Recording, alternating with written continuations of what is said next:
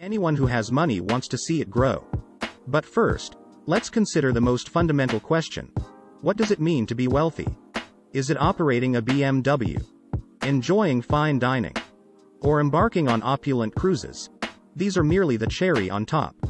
True wealth is the accumulation of sufficient funds to guarantee a bright financial future. Finally, how can we get wealthy? Have you ever wondered what characteristics wealthy individuals share? It is, of course, their perspective on money and a little bit of luck. Rich people invest with a long-term outlook and are not discouraged by the short-term ups and downs. To grow your money, we have come up with 8 of the best ways one can grow his money to its full potential. Before starting, don't forget to like and subscribe to our channel for more future updates, so let's start. Number 8. Get expert advice how to grow your money. If you're unsure of your personal financial objectives and goals, you should seek expert advice or speak with a family member or friend who is skilled with numbers and has a track record of successful money management. Let a financial advisor examine your finances and make investment suggestions. Based on your needs and investing preferences, you might use it to develop an investing plan. Number 7. Put your fear aside. No one ever learns to swim without entering the water. Therefore, you must set aside your fear and begin investing if you want to increase your wealth. It might be equivalent to risking everything to do nothing. Many people believe that saving money is equivalent to investing it. It isn't. If you decide to invest your money instead of keeping it safe in a savings plan, you risk having your money outpaced by inflation and losing value. Number 6. Invest smartly. Avoid falling for the glitzy investment advertisements. When choosing an investment, rely on your own judgment and knowledge.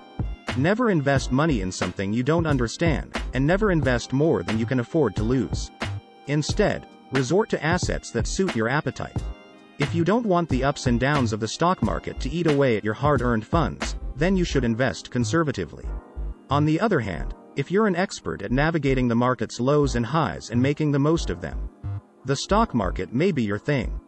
Put your money in tax-saving investments like the National Pension Scheme known as NPS, Provident Fund, ELSS mutual funds, and so forth to try to make the greatest investments possible. Number 5. Start early. Banyan trees take several years to reach their full capacity.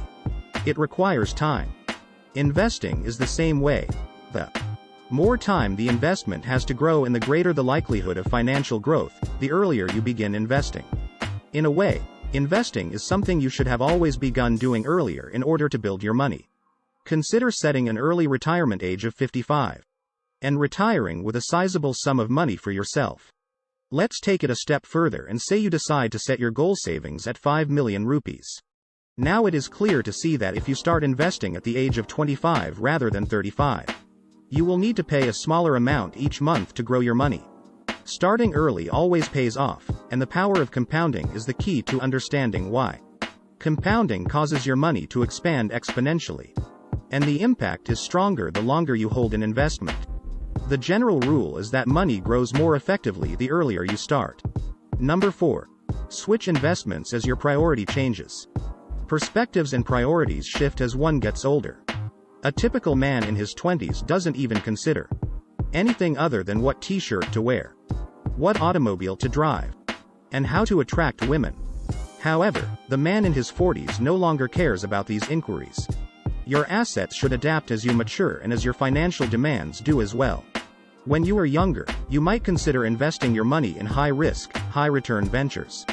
But as you get older, it is preferable to take a more cautious approach and protect the wealth you have laboriously accumulated over the years. Literally speaking, it refers to a change from equity-oriented to debt-oriented funds. Number 3. Don't put all your eggs in one basket. Never get too fixated on a single investment. Instead, be open to several investment strategies at once. Diversification is the most commonly used term in the investment world.